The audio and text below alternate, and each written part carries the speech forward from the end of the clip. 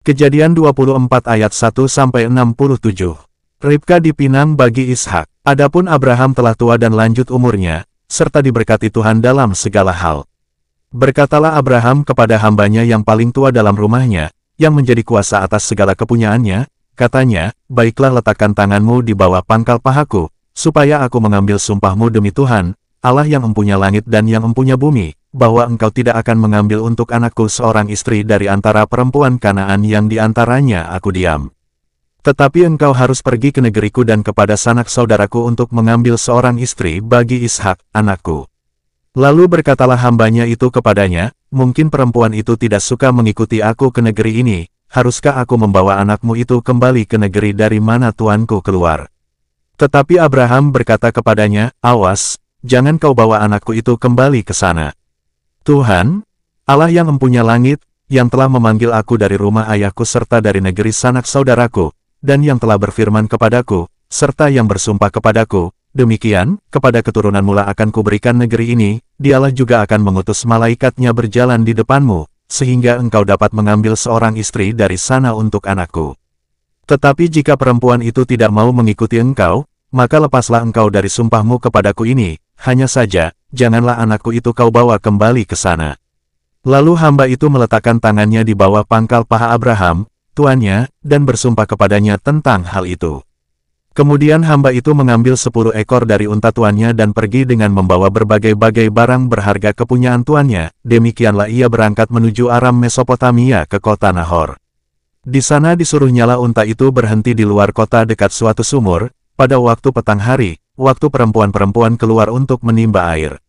Lalu berkatalah ia, Tuhan, Allah Tuanku Abraham, buatlah kiranya tercapai tujuanku pada hari ini, tunjukkanlah kasih setiamu kepada Tuanku Abraham. Di sini aku berdiri di dekat mata air, dan anak-anak perempuan penduduk kota ini datang keluar untuk menimba air. Kiranya terjadilah begini, anak gadis, kepada siapa aku berkata, tolong miringkan buyungmu itu, supaya aku minum, dan yang menjawab, minumlah, dan unta-untamu juga akan kuberi minum, dialah kiranya yang kau tentukan bagi hambamu, Ishak, maka dengan begitu akan ku ketahui, bahwa engkau telah menunjukkan kasih setiamu kepada tuanku itu. Sebelum ia selesai berkata, maka datanglah Ribka, yang lahir bagi Betuel, anak laki-laki Milka, istri Nahor, saudara Abraham, buyungnya dibawanya di atas bahunya. Anak gadis itu sangat cantik parasnya, seorang perawan, belum pernah bersetubuh dengan laki-laki, ia turun ke mata air itu dan mengisi buyungnya, lalu kembali naik. Kemudian berlarilah hamba itu mendapatkannya serta berkata, tolong beri aku minum air sedikit dari buyungmu itu. Jawabnya, minumlah, Tuan, maka segeralah diturunkannya buyungnya itu ke tangannya, serta diberinya dia minum. Setelah ia selesai memberi hamba itu minum, berkatalah ia, baiklah untuk unta-untamu juga kutimba air, sampai semuanya puas minum. Kemudian segeralah dituangnya air yang dibuyungnya itu ke dalam palungan, lalu berlarilah ia sekali lagi ke sumur untuk menimba air dan ditimbanyalah untuk semua unta orang itu. Dan orang itu mengamat-amatinya dengan berdiam diri untuk mengetahui apakah Tuhan membuat perjalanannya berhasil atau tidak. Setelah unta-unta itu puas minum, maka orang itu mengambil anting-anting emas yang setengah shikal beratnya, dan sepasang gelang tangan yang 10 shikal emas beratnya, serta berkata, anak siapakah engkau? Baiklah katakan kepadaku, adakah di rumah ayahmu tempat bermalam bagi kami? Lalu jawabnya kepadanya, ayahku Betuel, anak Milka, yang melahirkannya bagi Nahor. Lagi kata gadis itu, baik jerami, baik makanan unta banyak pada kami, tempat bermalam pun ada. Lalu berlututlah orang itu dan sujud menyembah Tuhan, serta berkata, terpujilah Tuhan, Allah Tuanku Abraham, yang tidak menarik kembali kasihnya dan setianya dari tuanku itu, dan Tuhan telah menuntun aku di jalan ke rumah saudara-saudara tuanku ini. Berlarilah gadis itu pergi menceritakan kejadian itu ke rumah ibunya. Ribka mempunyai saudara laki-laki, namanya Laban. Laban berlari keluar mendapatkan orang itu, ke mata air tadi, sesudah dilihatnya anting-anting itu dan gelang pada tangan saudaranya, dan sesudah didengarnya perkataan Ribka, saudaranya, yang bunyinya, begitulah dikatakan orang itu kepadaku. Ia mendapatkan orang itu, yang masih berdiri di samping unta-untanya di dekat mata air itu, dan berkata, marilah engkau yang diberkati Tuhan, mengapa engkau berdiri di luar, padahal telah kusediakan rumah bagimu, dan juga tempat untuk unta-untamu. Masuklah orang itu ke dalam rumah.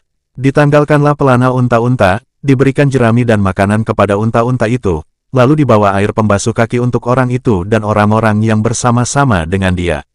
Tetapi ketika dihidangkan makanan di depannya, berkatalah orang itu, "Aku tidak akan makan sebelum kusampaikan pesan yang kubawa ini." Jawab Laban, "Silakan." Lalu berkatalah ia, "Aku ini hamba Abraham. Tuhan sangat memberkati tuanku itu, sehingga ia telah menjadi kaya. Tuhan telah memberikan kepadanya kambing domba dan lembu sapi, emas dan perak, budak laki-laki dan perempuan, unta dan keledai. Dan Sarah, istri tuanku itu, sesudah tua, telah melahirkan anak laki-laki bagi tuanku itu. Kepada anaknya itu telah diberikan tuanku segala harta miliknya. Tuanku itu telah mengambil sumpahku, engkau tidak akan mengambil untuk anakku seorang istri dari antara perempuan Kanaan, yang negerinya kudiami ini, tetapi engkau harus pergi ke rumah ayahku dan kepada kaumku untuk mengambil seorang istri bagi anakku." Jawabku kepada tuanku itu, "Mungkin perempuan itu tidak mau mengikut aku." Tetapi katanya kepadaku, "Tuhan, yang di hadapannya aku hidup, akan mengutus malaikatnya menyertai engkau, dan akan membuat perjalananmu berhasil, sehingga engkau akan mengambil bagi anakku seorang istri dari kaumku dan dari rumah ayahku. Barulah engkau lepas dari sumpahmu kepadaku, jika engkau sampai kepada kaumku dan mereka tidak memberikan perempuan itu kepadamu, hanya dalam hal itulah engkau lepas dari sumpahmu kepadaku. Dan hari ini aku sampai ke mata air tadi, lalu kataku, Tuhan, Allah Tuanku Abraham, sudilah kiranya engkau membuat berhasil perjalanan yang kutempuh ini. Di sini aku berdiri di dekat mata air ini, kiranya terjadi begini, apabila seorang gadis datang keluar untuk menimba air dan aku berkata kepadanya, tolong berikan aku minum air sedikit dari buyungmu itu. Dan ia menjawab, minumlah, dan untuk unta-untamu juga akan kutimba air, dialah kiranya istri, yang telah Tuhan tentukan bagi anak tuanku itu.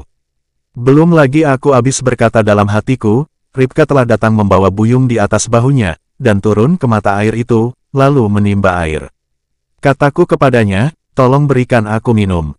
Segeralah ia menurunkan buyung itu dari atas bahunya serta berkata, minumlah, dan unta-untamu juga akan kuberi minum. Lalu aku minum, dan unta-unta itu juga diberinya minum.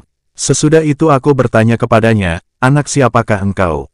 Jawabnya, ayahku Betuel anak Nahor yang dilahirkan Milka. Lalu aku mengenakan anting-anting pada hidungnya dan gelang pada tangannya.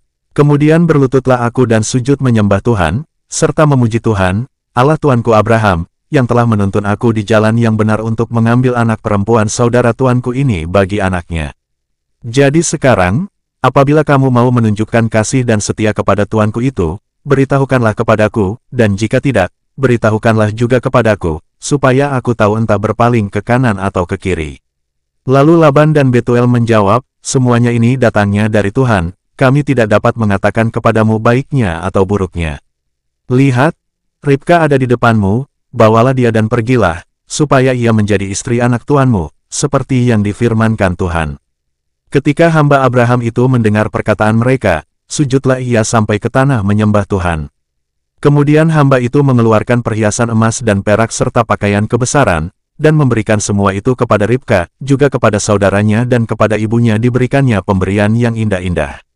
Sesudah itu makan dan minumlah mereka, ia dan orang-orang yang bersama-sama dengan dia, dan mereka bermalam di situ. Paginya sesudah mereka bangun, berkatalah hamba itu, lepaslah aku pulang kepada tuanku. Tetapi saudara Ribka berkata, serta ibunya juga, biarkanlah anak gadis itu tinggal pada kami barang 10 hari lagi, kemudian bolehlah engkau pergi. Tetapi jawabnya kepada mereka, janganlah tahan aku, sedang Tuhan telah membuat perjalananku berhasil, lepaslah aku, supaya aku pulang kepada tuanku. Kata mereka, baiklah kita panggil anak gadis itu dan menanyakan kepadanya sendiri. Lalu mereka memanggil Ribka dan berkata kepadanya, maukah engkau pergi beserta orang ini? Jawabnya, mau. Maka Ribka, saudara mereka itu, dan inang pengasuhnya beserta hamba Abraham dan orang-orangnya dibiarkan mereka pergi. Dan mereka memberkati Ribka, kata mereka kepadanya, saudara kami, moga-moga engkau menjadi beribu-ribu laksa, dan moga-moga keturunanmu menduduki kota-kota musuhnya. Lalu berkemaslah Ribka beserta hamba-hambanya perempuan, dan mereka naik unta mengikuti orang itu. Demikianlah hamba itu membawa Ribka lalu berjalan pulang. Adapun Ishak telah datang dari arah sumur Lahairoi, ia tinggal di tanah Negeb. Menjelang senja Ishak sedang keluar untuk berjalan-jalan di padang. Ia melayangkan pandangnya, maka dilihatnyalah ada unta-unta datang. Ribka juga melayangkan pandangnya dan ketika dilihatnya Ishak, turunlah ia dari untanya. Katanya kepada hamba itu, siapakah laki-laki itu yang berjalan di padang ke arah kita? Jawab hamba itu, dialah tuanku itu. Lalu Ribka mengambil telekungnya dan bertelekunglah ia. Kemudian hamba itu menceritakan kepada Ishak segala yang dilakukannya. Lalu Ishak membawa Ribka ke dalam kemah Sara, ibunya, dan mengambil dia menjadi istrinya. Ishak mencintainya dan demikian ia dihiburkan setelah ibunya meninggal.